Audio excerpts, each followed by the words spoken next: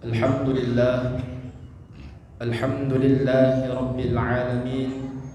Wassalatu wassalamu ala Rasulillah wa ala alihi wa sahbihi wa mawala.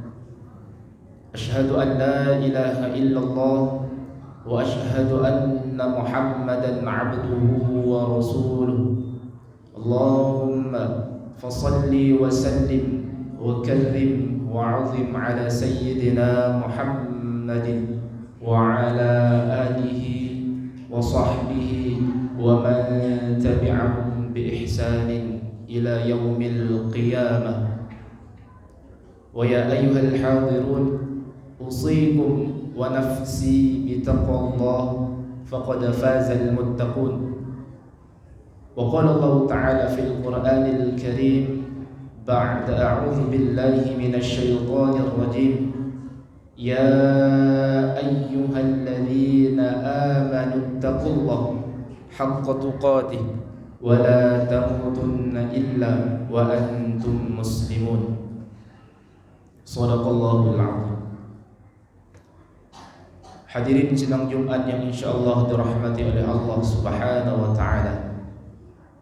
Alhamdulillah, lagi dan lagi kita bersyukur kepada Allah Subhanahu wa ta'ala, yang mana pada hari ini, pada detik ini, pada menit ini dan pada jam ini Allah Subhanahu wa ta'ala masih memberikan kita betapa banyak nikmat serta taufik dan hidayah.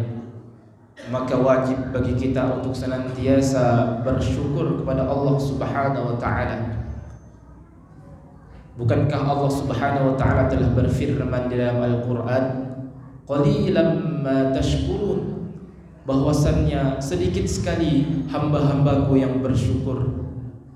Maka dari itu kita pada hadir yang majelis yang mulia ini, jangan sampai kita termasuk di dalam qalilan ma tashkurun, yaitu hamba-hamba yang kurang bersyukur kepada Allah Subhanahu wa ta'ala. Hadirin sidang Jumat yang insyaallah dirahmati oleh Allah Subhanahu wa ta'ala. Lantas apa yang membuat kita tidak bersyukur kepada Allah Subhanahu wa ta'ala? Bukankah Allah sudah janjikan di dalam Al-Quran bahwasannya ketika kita bersyukur kepada Allah Subhanahu wa ta'ala, maka Allah akan menambahkan nikmat itu tadi kepada kita. Maka dari itu hadirin, mulai saat ini marilah kita untuk senantiasa bersyukur kepada Allah Subhanahu wa ta'ala. Semoga kita tergolong hamba-hamba yang bersyukur kepada Allah Subhanahu wa ta'ala. Salawat serta salam tidak lupa kita hadiahkan kepada Nabi yang kita rindukan, kepada Nabi yang kita harapkan di yaumil akhir nanti, kepada Nabi yang kita harapkan syafaatnya, yaitu Rasulullah sallallahu alaihi wasallam. Allahumma salli ala sayyidina Muhammad wa ala ali sayyidina Muhammad.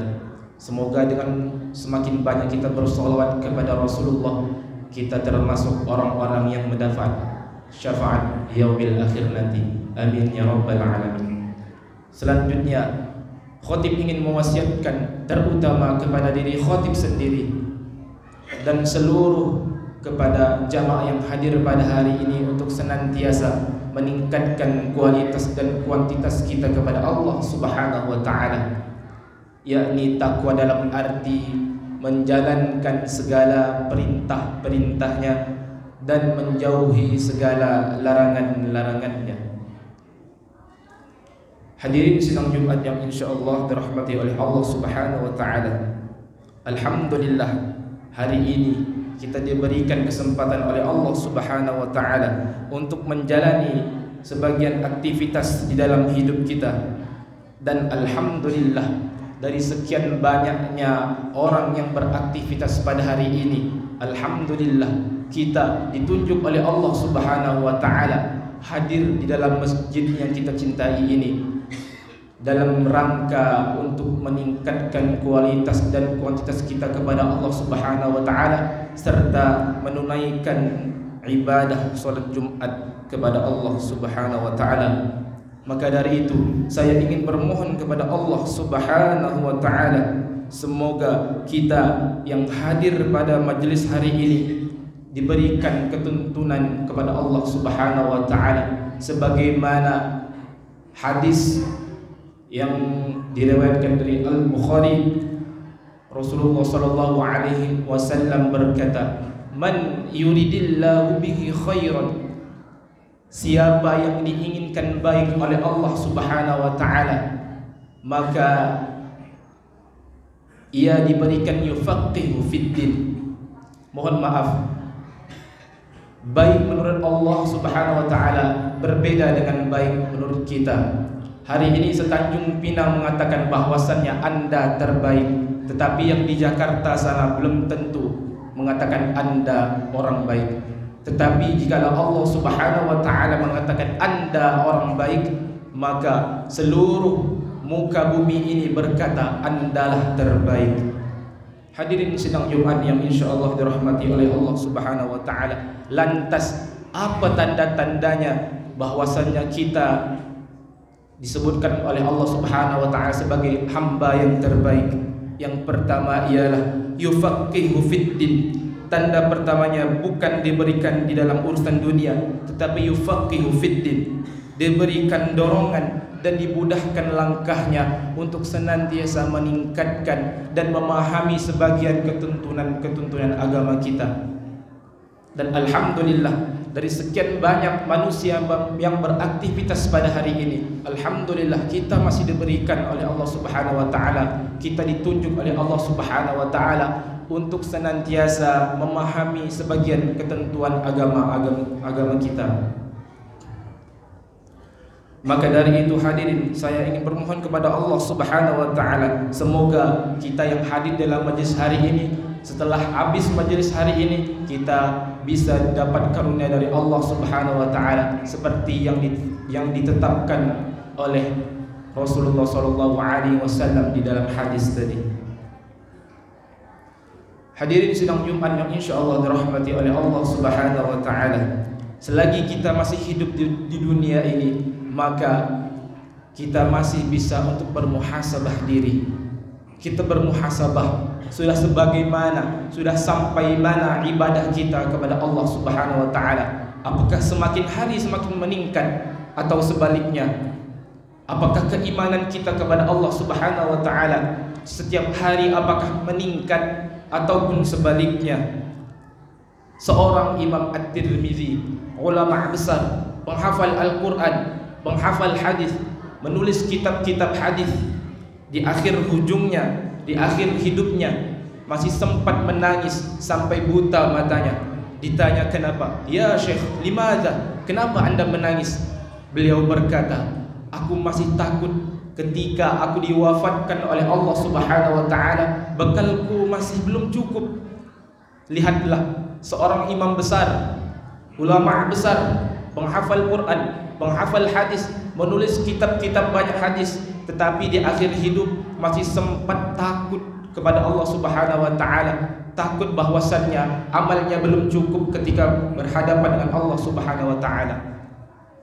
Hadirin sidang Jumat yang insyaallah dirahmati oleh Allah Subhanahu wa taala, hari ini ada orang bukan ulama besar, bukan imam besar, jadi makmum kadang-kadang amalan biasa-biasa saja, tetapi di akhir hidup beliau masih sempat meninggalkan ibadah. Pertanyaannya, sampai kapan harus seperti itu? Hadirin sidang Jumat yang insyaallah dirahmati oleh Allah Subhanahu wa taala, setidaknya ada 4 manfaat ketika kita bermuhasabah diri kepada Allah Subhanahu wa taala. Yang pertama ialah meringankan hisab pada hari kiamat. Tentu saja ketika kita bermuhasabah diri kepada Allah Subhanahu wa taala, tentu kita mengencangkan ibadah kita kepada Allah Subhanahu wa taala.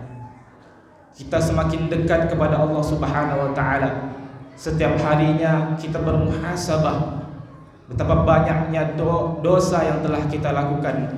Maka dengan bermuhasabah tadi kita bisa meningkatkan kualitas ibadah kita kepada Allah Subhanahu wa taala, dan itu adalah wasilah meringankan hisab kita pada hari kiamat. Yang kedua ialah terus bisa berada dalam petunjuk.